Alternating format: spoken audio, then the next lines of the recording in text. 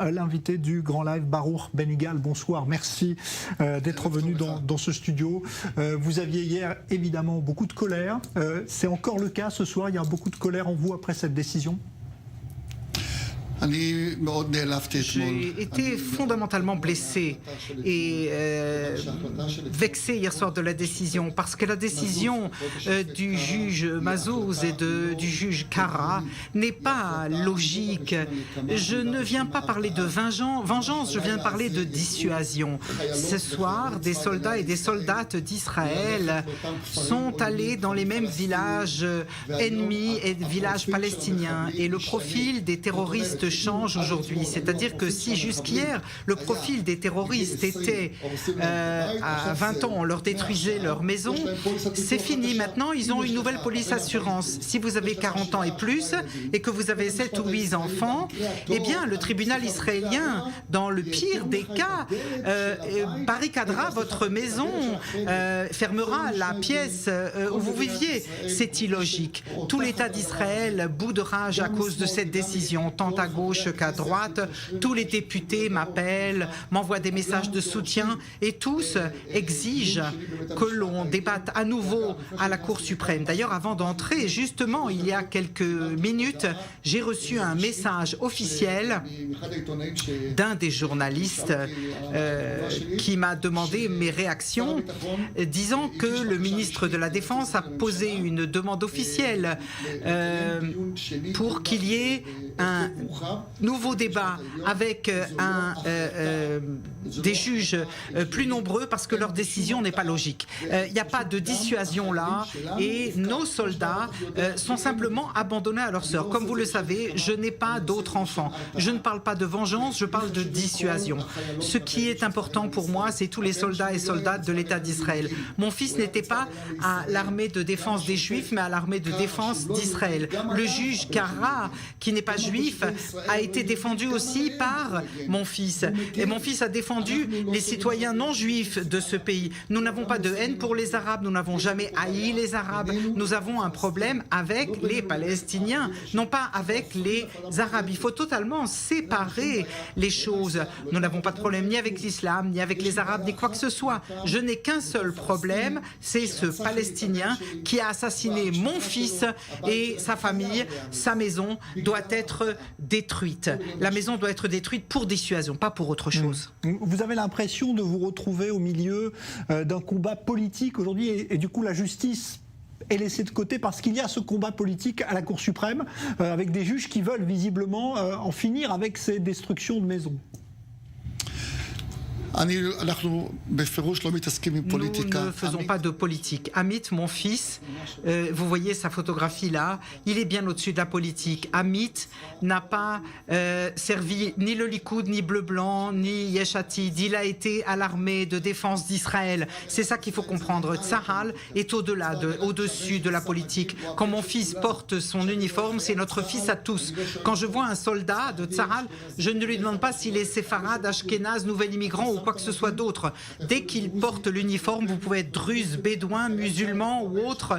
Vous êtes un soldat de Tzahal comme mon fils. C'est ma conception. Il n'y a pas de lutte politique et ça ne doit pas être une lutte politique. Et la Cour suprême, avec cette décision, les deux juges, il y avait 3 juges qui ont décidé. Il y en a une qui était pour la destruction de la maison, 2 étaient contre. Malheureusement, le juge Kara aurait eu une occasion de dire au peuple palestinien, chers amis, même si vous avez 10 enfants, si vous touchez un soldat de Tzahal, vous paierez le prix. Parce qu'il s'est passé hier, le juge Kara et le juge Mazouz ont donné une police d'assurance aux Palestiniens, à qui l'on dit clairement, ça vaut la peine d'être terroriste, vous aurez un salaire pour toute la vie, vous aurez un budget pour toute la vie et vous aurez une bien meilleure vie.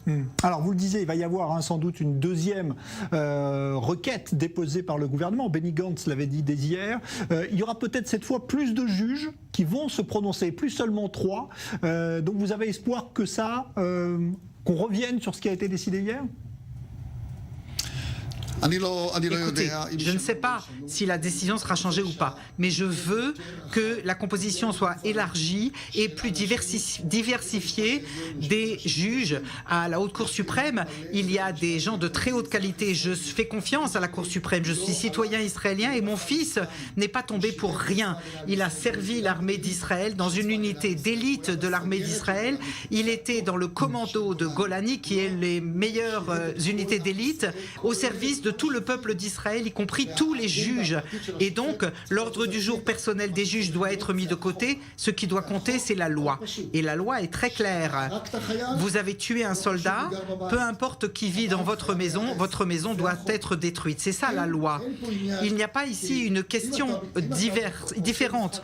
Si vous regardez, comme l'a dit le juge Mazouz ou le juge Kara, que la famille est innocente et qu'ils n'ont rien fait, et moi je ne suis pas innocent, la mère de Hamid n'est pas innocente, notre vie a été détruite. Depuis le 12 mai jusqu'à cet instant, j'ai perdu 12 kilos, tellement ma vie est détruite. Je n'ai plus la même vie, je n'arrive plus à sourire.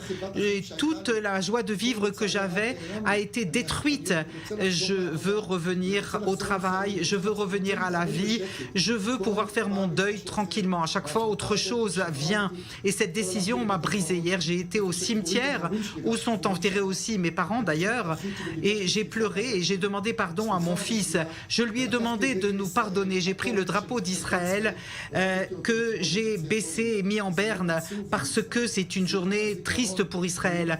C'est une journée de souvenir parce que les familles endeuillées de tout l'État d'Israël, c'est une journée triste. Je suis un nouveau père endeuillé. Les gens ont pleuré avec moi. Les gens m'ont pris dans leurs bras dans tout le pays et dans le monde entier même.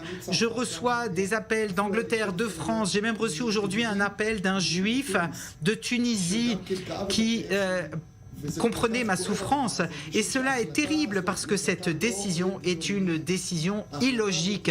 Elle n'a pas de sens. Ça n'est pas possible parce que ce qui se passe ici, c'est de permettre à d'autres soldats d'être assassinés. Ce sont nos soldats qui nous défendent tous, nous tous. Il faut le comprendre, ce sont des soldats qui sont sur le terrain pour que Dieu nous en préserve. On ne dise pas, ah ben puisque j'ai des enfants que me chaud, je vais tuer des soldats. S'il sait que son foyer va être détruit, il ne le fera pas. Et la preuve en est que jusqu'aujourd'hui, tous ceux de 30, 40 ans et plus n'ont jamais fait ce genre d'attentat. Ce terroriste qui a tué mon fils, c'est le premier terroriste de 49 ans. Moi, j'ai 50 ans, il a presque mon âge. Vous comprenez ce que ça veut dire? À partir de dorénavant, les nouveaux terroristes auront 40 et 50 ans. Pourquoi pas? Ils seront payés toute leur vie. Ils auront un statut supérieur dans la société palestinienne. Hier, dans leur village, on a distribué des gâteaux, knafés et des bonbons. Ils sont des héros, ils sont heureux. Et qui pleurent? Nous pleurons.